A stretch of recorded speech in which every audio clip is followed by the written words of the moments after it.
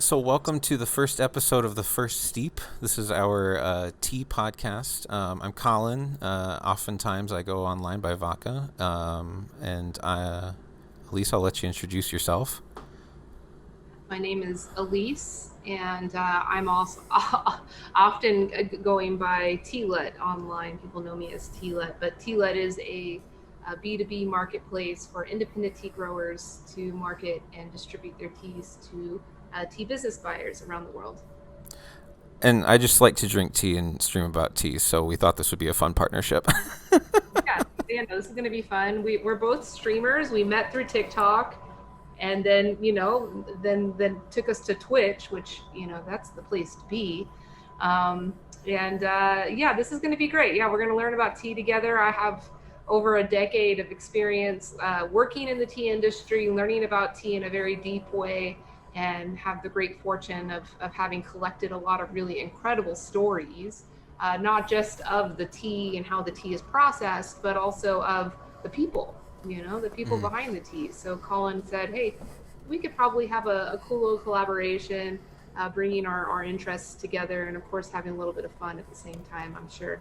Yeah. Say I grew up in a small agricultural community, and so like finding your shop there kind of with this that kind of tries to connect the people that are actually growing the crop to the cup. I think was like I think was a good kind of connection, just simply because of the fact that most of my life, harvest season is really important, and we get our crops, from like farmers that we know personally often, and so I just kind of thought that this was kind of a nice little connection. But do you want to tell us about the tea that we're drinking? I don't know which one we're starting with.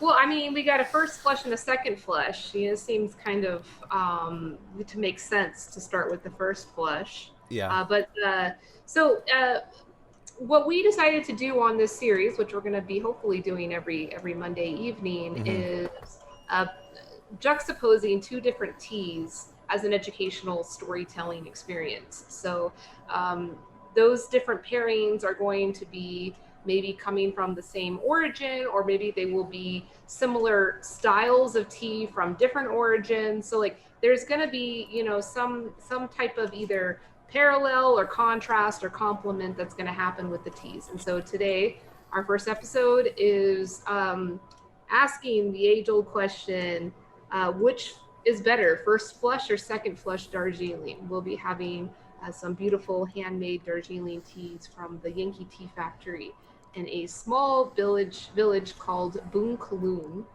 which is very near to Mirik.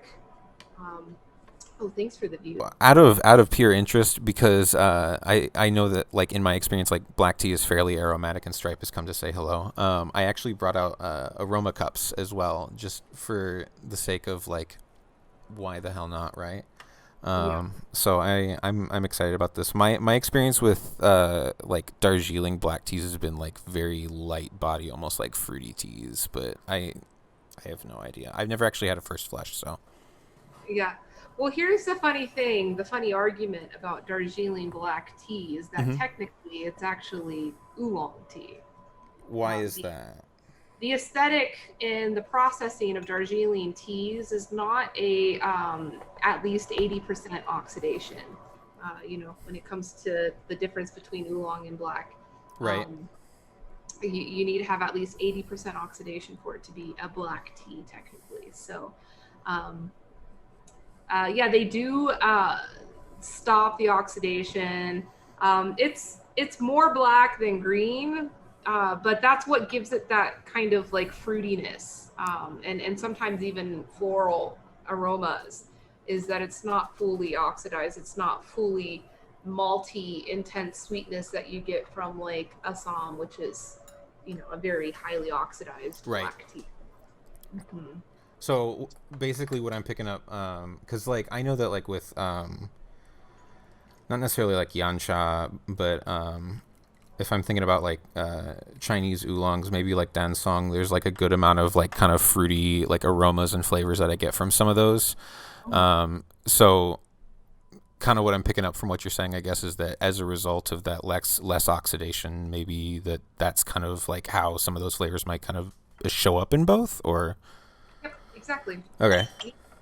And so yeah, these like little nuggets of knowledge that really only can happen through actually drinking the different teas is exactly what I want to focus, Oh yeah. this podcast on, Oh which is yeah. gonna be great. I mean, So you could go a ton of tea blogs. This is just like a constantly talked about thing. mhm. Is and same thing with like there's not only 5 types of tea, there's 6 types of teas. Like that's Depending on who you ask. yeah, yeah, it's like that. It's like that. So I actually chose to bring my ISO certified tasting cups, my Tea Fairy tasting cups, Oh wow. just because we are side by siding the two, so I wanted to make sure I could be as scientific as possible. I someday I will have as much teaware as you, but my wallet is thanking me for not having it all right now. So I'm using like I want to. So you had sent me like a 7 gram package, and I don't want to be like all 101, but like I think it's important to talk about because like I'm using maybe like 3 or 4 grams of that on about 150 milliliters of water. Mhm. Um, so I'm hoping that's not ridiculously strong, but we're gonna find out. And actually, just kind of as a note, you were talking about like the low oxidation, like you can almost like see green bits kind of in the leaf there, and so I mean, yeah, I can actually see what you're talking about right there. Yeah, yeah. Usually in the visual on tea, not just Darjeeling tea, but that's always a strong indicator of if it is an oolong or a black tea. Is if you do see a little bit of green, Mm-hmm. if it's like completely brown and very dark in color, the oxidation has uh, has happened. Maximum oxidation. It's funny because there are even like oolongs that I've drank that are like less green than this considered black tea. Yeah, it's strange, and every tea maker it has they have the ability to name and call whatever they want their tea. Only like China is really the only place that has like set, government supported kind of parameters around how a certain type of tea should be processed. Right. Um, like I know, like for instance, Darjeeling is not far from eastern Nepal, Mm-hmm. and like I know that in Nepal specifically, like some of the teas that I've had from you, there's like very little. I want to say focus it seems on like traditional styles of tea. So much as just like kind of making something interesting and experimenting a little bit and kind of like learning a little bit more about what might be possible, which I guess is kind of interesting. But this is a really light colored tea as well. Yeah, it's like they're definitely different processing styles. I mean, I side by side. And let me I'll make my overhead bigger so that way you can actually see it. But get it. I side by side them in the 2 cups, and one is definitely darker than the other. Is the right The cup your first second flush. flush? This is the first flush, and then this is the second flush. So, Oh, yeah, you're you way can. ahead of me. I side by side them. There's no speed competition here. Don't worry, don't worry. So I was like, do I need to go get the other guy one? No, it's okay. You can do them one at a time. I Yeah. just, it's second nature just to line them up. I mean, when we go to these places for sourcing in the Hmm. spring or in the summer, I mean, in the case of the second flush, we need to wait until the summer to go. But we would usually line up, sometimes hundreds of teas, not all at once. We would do different rounds, and you're literally just taking one little sip. And, because this farm is very organic and high quality, the tea is palatable and easy to drink. But some of these factories you go to, like in Assam or in Nilgiri, you need the spittoon because you'll be feeling a little wrecked after sipping sip in all of those teas so quickly. But yeah, it's good fun. So, when you like tried these teas for the first time, like, did you do the side by side like this? So is this kind of like a recreating like the kind of first time, or and not to be like weird interview, I'm just like kind of curious about Yeah, that. Like, I don't want to. Yeah. definitely. Yeah, we did. Yeah, exactly. So I had, yeah, for the first time I tried these teas at the garden, and that was in the spring of 2017. I went, and you know what? I'll go ahead and show us a little video here. Even the taste, like it's not quite like citrus, but it's almost in that kind of like um in that citrus neighborhood of fruit, if that makes sense. Yeah, it is very fruity. Um, there's been other batches that the fruitiness like really comes out strong. Mm-hmm. Um, there was one where it tasted like pineapple and apple, like both, Oh my and just gosh. so strong.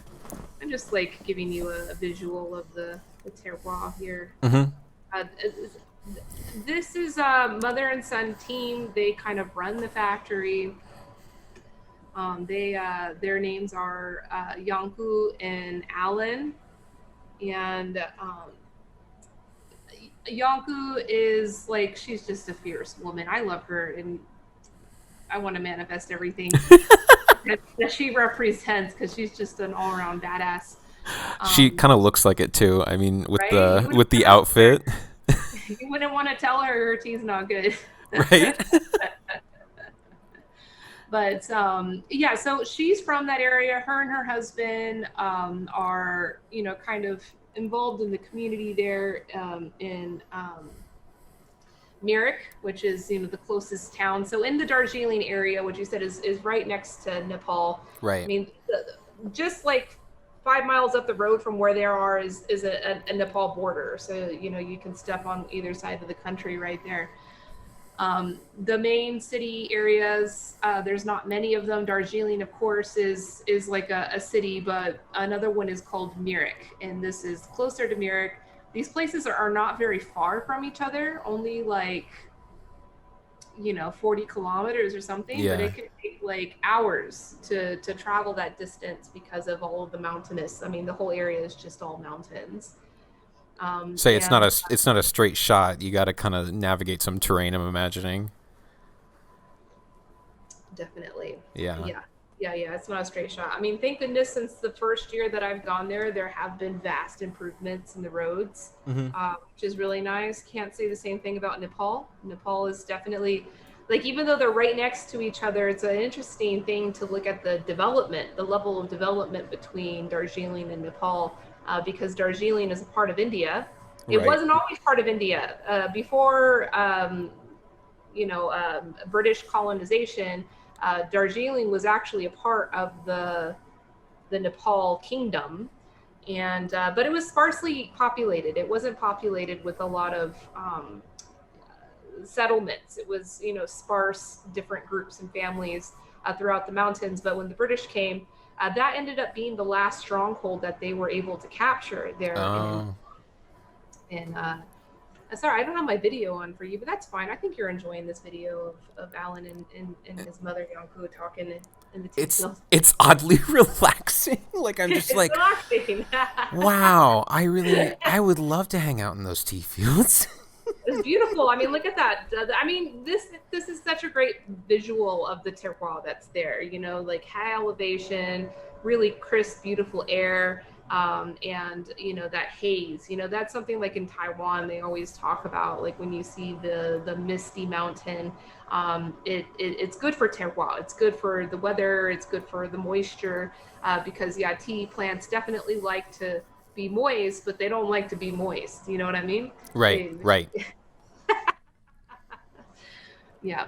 So, yeah, it was all under the Kingdom of Nepal, and then the British came, and that became their last stronghold. And actually, the Nepalese army was the only one to successfully stop the spread of colonization, and a lot of that had to do, one, with the fierceness of the Gorkha people. The Gorkha people are, Mm-hmm. the Nepali people of that area.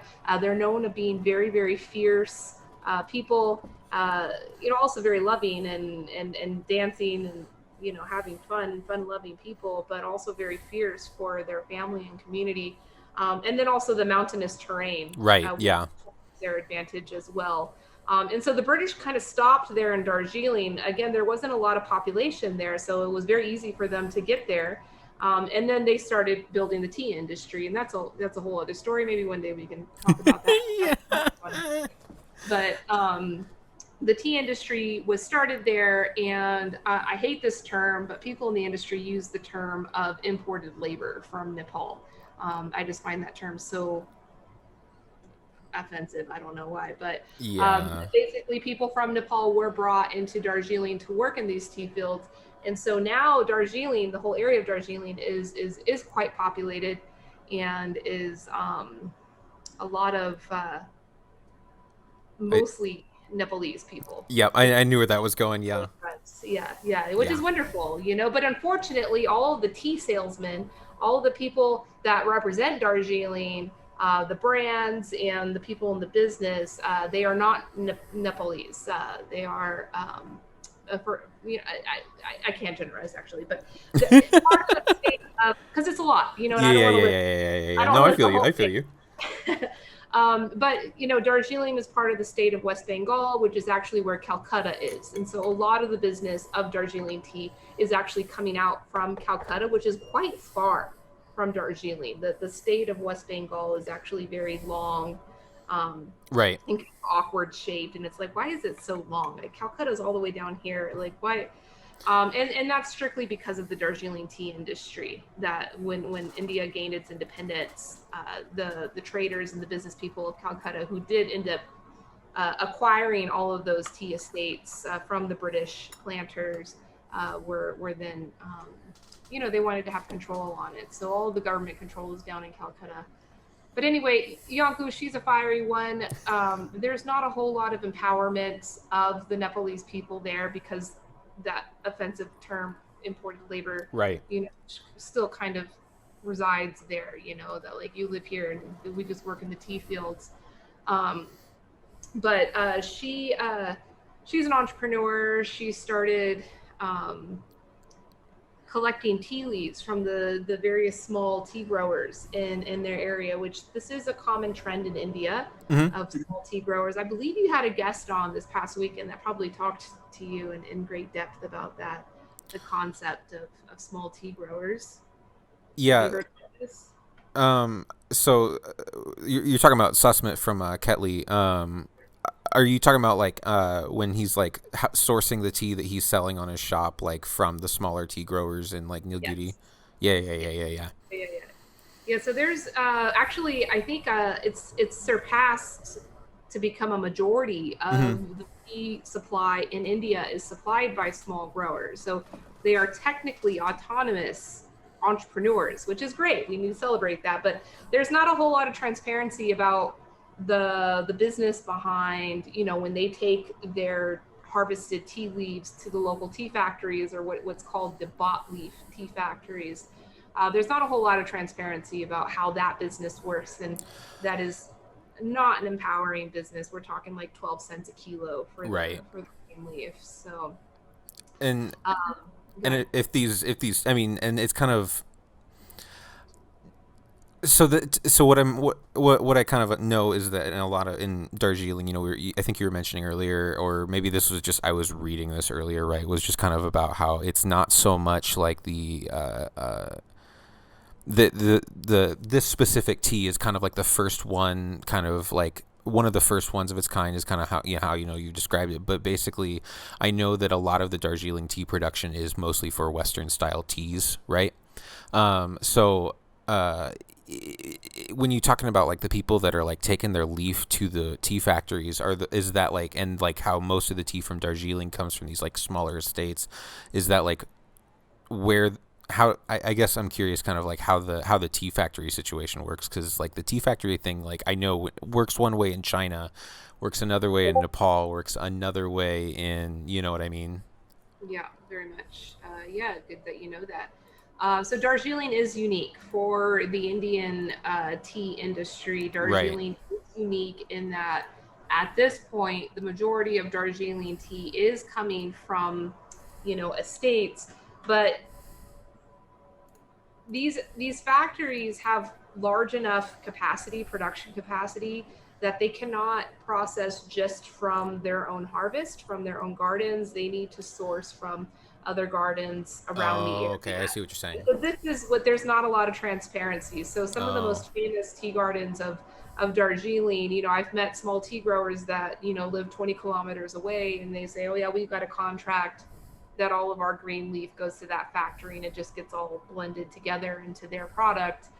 Um, and nothing wrong with that. I mean, it happens in China the same way as well. Sometimes in China, they're sourcing leaf from hundreds, if not thousands, well, of, right. of Indian tea gardens. But there is a more established estate system in Darjeeling versus in Assam. They're just bot leaf factories. They're not even called estates. Oh, They're just called bot leaf factories. Like in Darjeeling, there's not bot leaf factories. There's estates that buy leaves. So it's a little bit of a different situation. And yes, you're right. They are, for the most part, producing what's called orthodox tea over the CTC tea. Um, but even the term orthodox, I think, needs even more explanation because, or definition, at least for the Indian tea industry, because a lot of folks in the industry just equate that orthodox means high quality, which is not always the case. It just means loose tea, right.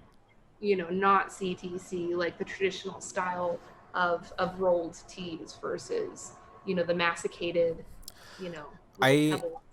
so the more I learn about like tea gradings, right? And I'm talking specifically about like Indian tea gradings, like A B C D F O P R Q T 100,004. Yeah.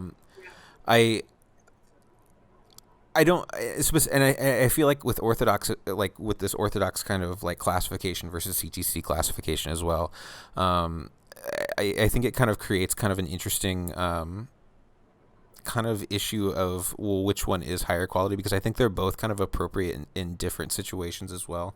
Because I think the leaves from this one specifically, I mean they're Orthodox, but they look a little broken, um, which Good observation. yeah, I mean they just looked a little broken, and I mean, that is a specific like you know um, um, grading on the scale or whatever. But I feel like what's kind of been confused is that the grading equals quality, whereas grading is just the leaf size. But because honestly, what's interesting as well is that sometimes I feel like when you've got those broken or cut leaves, a lot of that tannin gets released a lot more. But what I'm actually finding with this one specifically is that it still remains really soft. It doesn't get super strong in your face, super tannic or anything like that. Well, here's the reason why is because the breakage happens after processing, after total Oh, okay. processing. It makes no sense why. And like, I've talked to this factory about it because it's like they use additional labor to have the production line workers breaking the leaf after it's been dried. And so the tea has already been processed, like all the flavor has been locked in, whatever is going to be there is locked into what the tea is. So if you start breaking the leaf up at that point, you're not going to be releasing tannins. Now if you break up the leaf during any part of the processing before drying, Right. yeah, you're definitely going to be releasing tannins. And that's why CTCT, which is completely masticated and torn up in tiny pieces, has the most amount of tannins, is that they get released during that processing. But you're right. In orthodox tea grading, there is not a grade for full leaf. Mm-hmm. Like there's, like these are actually the two that we're having here. The official grade on these is like the highest grade. It's like a super tippy, golden flowery, whatever, but it's still broken. If you take this tea to China, they're going to say like, that's not very good. It doesn't look very nice. Like this looks like bulk tea that was bulk processed, which, it's kind of is. I mean, this factory's relatively small. I'll show a video of, these are the withering tables that they have in the factory. Oh yeah. You can see the size of the lots that they work with is, oh really? Oh really video? You want to do that to me? It's always when you need it the most, right? Yeah, I'll line it back up again. So now, right whenever I turned it off, it decided it wants to play. So these are the withering beds. Like that's the first step in all of tea processing is Right. withering. There's some teas that have very minimal to no withering on them, but the purpose of withering is to reduce the moisture content on the freshly harvested tea leaves to a more malleable, processable condition. So this is not like the final drying, but biggest secret of the tea industry is that this is the most important process. By far, it is the most important process, and it's often over, especially in places like these withering troughs. This is Darjeeling. This is the champagne of tea. Like there's no reason why they should be using withering troughs because there's less gung fu in doing that. Mm-hmm. There's less mindfulness because you're just stacking all the leaf in a very thick way. And so like, the outside layer of the leaf and the bottom layer of the leaf and the middle of the leaf is all gonna dry or wither at a different rate. And so you're not gonna get very even processing. And so that's why it is very important that you create very thin layers of leaf to ensure that every leaf is getting the same exposure to oxygen, to the climate. In many cases in China and Taiwan, they'll do a combination of outdoor withering, indoor withering. Case of like unique, very high value teas, such as Eastern Beauty. That's the new politically correct term that we use Yes. for, yeah, Eastern Beauty. Yes. From Taiwan, which is a very highly valued tea, and everybody Right. always talks about the bugs, and it's like, fuck the bugs. The bugs is actually not really important on this tea. It's the withering, because when I went to go watch the original family that created that process, which is actually pretty modern. I think it's only like, I don't know if Eric's still here, he could tell us the exact year that tea was invented, but I was seeing the tea processing and it was at the withering stage and the leaf was like purple, like not, I shouldn't say purple because there's purple tea and that'll confuse people because it's not like that kind of purple. It'll confuse me. But it was just an odd color. I'd never seen withering tea leaf that color, and it was withered. It was super withered. It was like different texture, all crinkly.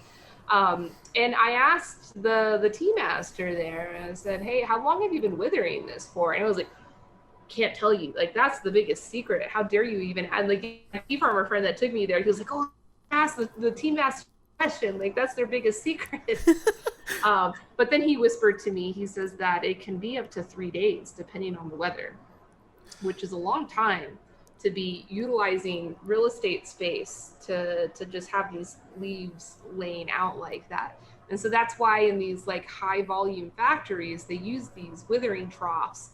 And a lot of times they'll have forced air, even heated forced Right. air that travels underneath the trough and will, come up through the leaf to help, even out the processing. When it comes in, all the tea growers I work with, we recommend, if you want the highest value, if you want to create the best quality product you can, the withering, you got to put more attention into the withering and just find the way to make it happen. But what I love about that too, because like, I feel like the two major conversations when we're talking about tea, why does it taste like it, yada yada, is terroir and processing, right? But I'm always like trying to make this argument, yeah, that like the two are actually the same in a way, and maybe that's naive, but I I feel like because of how connected the two are, specifically at that stage, especially if you're talking about like withering being that important to the actual tea making process, and me not having ever processed tea, I guess, I wouldn't know that. But like, and it being so dependent on like weather and such, I'm curious to know, like, in two batches of Eastern Beauty, one that withers 3 days, one that withers one day, because that one day was just real dry or whatever. How does that affect the way that the tea itself infuses, in terms of its flavor and aromas and stuff, which I guess might be an interesting, if that was ever a possible way to experiment with, might be a fun thing. But that sounds like it would be really difficult to figure out. By the way, 1933 was when Eastern Beauty. Okay. All right. See, so yeah, I was thinking like 60, but I guess that's like 80, closer to 80. But actually, no. Like, we're getting a lot older. 90. So. We're getting a lot older. Oh dear. See, and I was only born 97, so like even I am like, wait, what? The 90s was more than 10 years ago? I'm a different generation than you, Ben. I know, and that's why I'm saying it's a shared experience. I'm going on like, I think, steep 3 or 4 here. I always lose track. And for me, this is usually, I feel like, where like I get my best tea. So I'm very intrigued to see what happens here. Are you on a different steep now? Yeah, I'm on like steep 3 or 4. I lost count as usual. And I this is usually, I feel like, where, like, for me at least, the best tea comes out of is once the leaves have gotten a chance to kind of chill out, open up a little bit and turn into something nice. Well, I mean, so you noted about how the leaves are kind of broken. Right. That does affect the steeping. That does affect, right. Like how many steeps it takes for the leaf to fully express itself. Mm-hmm. And what's interesting about this method of tasting teas is that you only taste the first infusion. The rest of it gets dumped out, which is a shame. I won't do that. Don't worry. I won't do that. I was going to say, that's... I mean, I dump out my first steep, but, I'm like, but wait, there's so much tea to be had after that. Actually, talking about first steep and what to do with the first steep. And the title of the podcast. Yeah, this is the first steep. I have a story of, like, a tea artist that, I admired for what he did with the first steep of all teas. Yeah. I do it sometimes because it's just a fun thing to do. Is that he doesn't drink it like you. He doesn't drink it, but he doesn't throw it away. He saves it in a pitcher behind him. He will fully infuse and drink the rest of the tea. And then at the end, maybe half an hour, 45 minutes later, whatever it is, he will turn around and grab the pitcher of the first steep, even if it's cooled in temp, and drinking that. And it's a really cool experience because it, like, reminds you, it takes you back, rewinds you to the beginning of the tea. And then it's also cooled. So, when tea cools, you definitely get an alternative experience from Mm-hmm. it. So I really like that. And I experienced that in, was it Quinzhou? The town that is closest to where Yanki Tea comes from. It's like the closest, like, trading town next to there. Eastern China somewhere. Eastern China. Yeah. Province. Yeah. It's a funny name. It's one of those names. Quinzhou, I think it's. But when you look at the spelling, it's one of those. It's like, no, that's not what it is. But it's just pronounced differently. Maybe on this next one, then I might try that and pull out a second another cup and do that with the.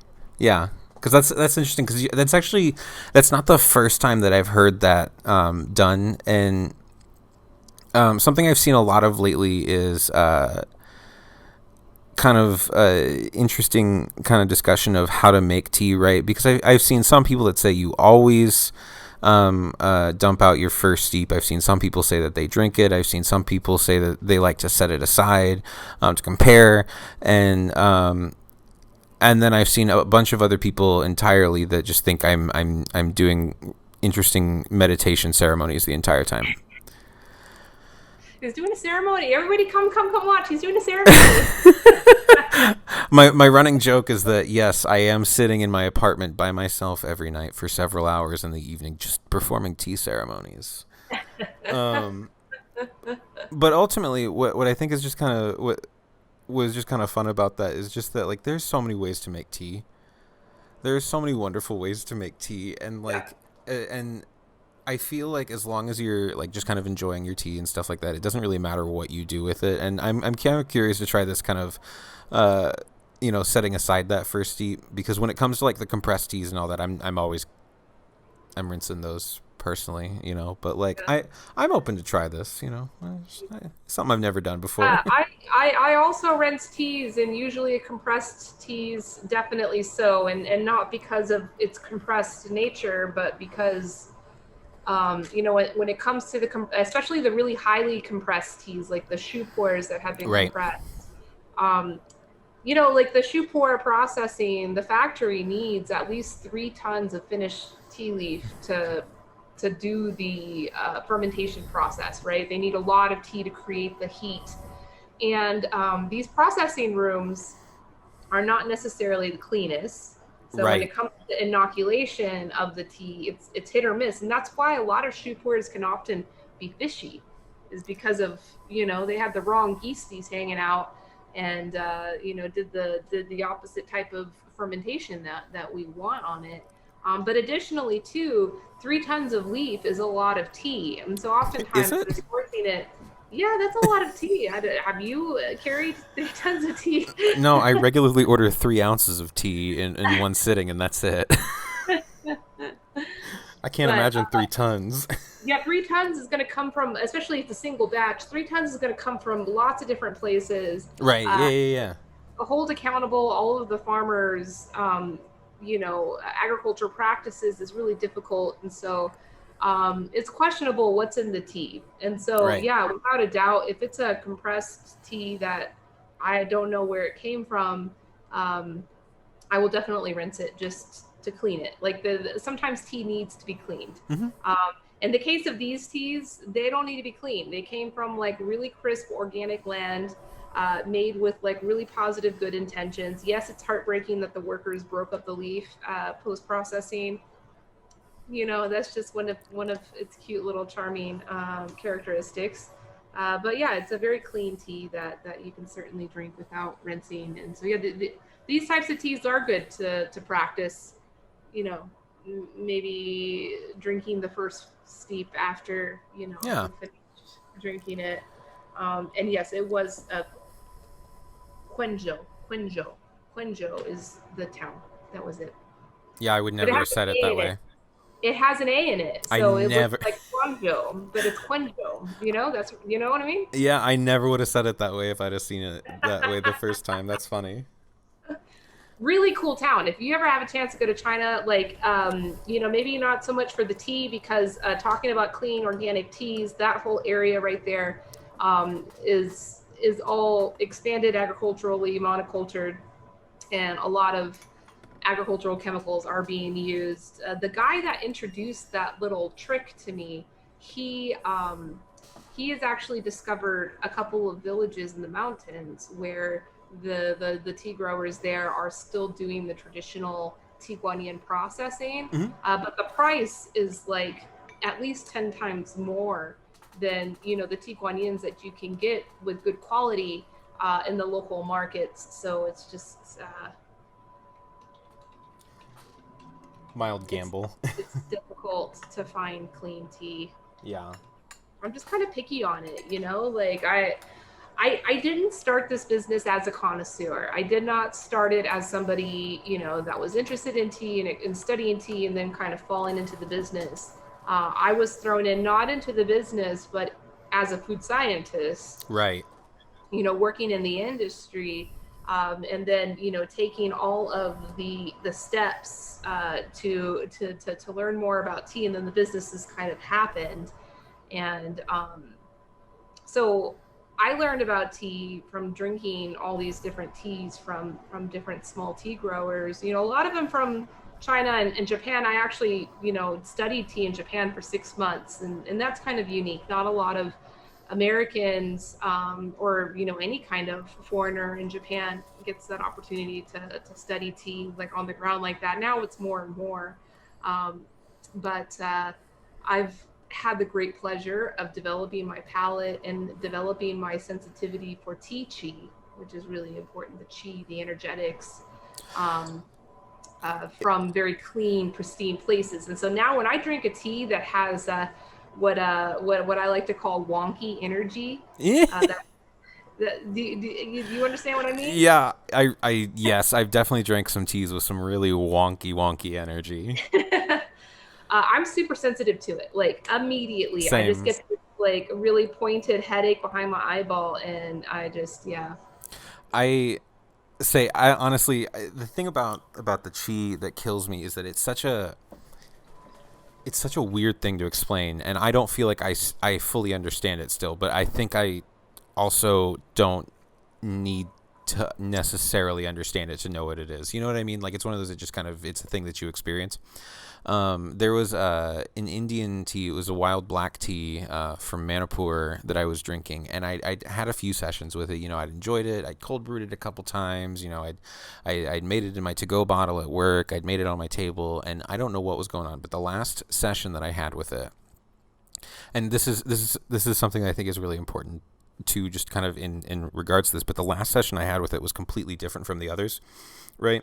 And excuse me, it was just completely different from the others. And I remember like just kind of like having this moment where I realized that like I I almost like felt just kind of more energetic, more elevated mentally, and there was a level of like kind of awareness that I hadn't experienced. And I don't mean that as in like a whoa, dude, like this tea's got like I'm seeing dragons, man. No, just like it was like I felt good, and it was very clearly because of the tea, I think. And that one specifically was from like the wild trees, like we talked about.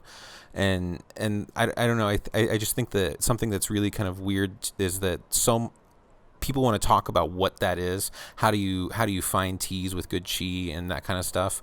And at the end of the day, ultimately, I think so much of it also like plays into your environment, is so much plays into it as well.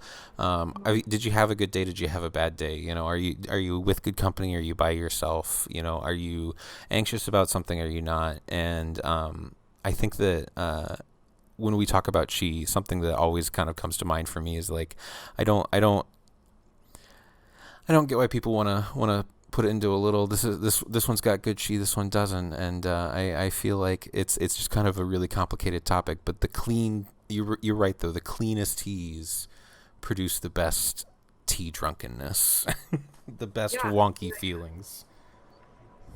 good. They just want you want to feel good, right? That's the point of tea, Mm-hmm. right? Like, tea does have great aroma and it can have great texture, and I hope we get to talking about that with these two teas. Yes. But when it comes to like the high quality Chinese tea market, and you go to meet with these tea masters and talk business with them, um, the aroma and the texture are not as important as the chi. Yeah. When you're talking about spending thousands of dollars on a tea, you're definitely talking about chi. And the chi should definitely be balanced. Like that's first and foremost. Like your whole body should feel balanced. If it's wonky, like oh I feel like my head's gonna explode, or my fingertips are feeling like really weird and tingly, like those are all signs of wonky energy. You want it to be balanced. And then what takes it the level above that is when you get into like wisdom, the energy of wisdom. And that's in the aged teas, Oh, or 100%.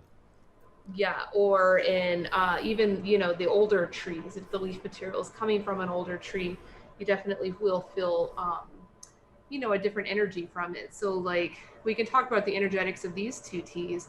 I'm not too sure what I'm feeling from them, but I'm pretty sure they're the same, because The tea garden is the same between these two teas. The processing obviously is a little bit different since one is significantly darker than the other. You haven't gotten to the second flush yet, huh? No, I haven't. I was gonna switch here soon. You should switch and save some of your first flush. You can do that side by side, and Hmm. we can talk about that. But um, everything else is the same, and so really the energetic should be the same between these two teas. There's maybe some difference. I will say too, you mentioned kind of the taste and the texture and stuff. So if my math is correct, we're on steep 5 or 6 now for me. And what's interesting is that up until now, it's just kind of, I've been tasting it. It's been nice, but this steep specifically, the tea got thicker almost. The consistency increased. It like started to like coat my mouth a lot more. And you were mentioning because of the way the leaves are processed, they'll open up and change at different times. And I think this is the spot right here. So I'm gonna save this one.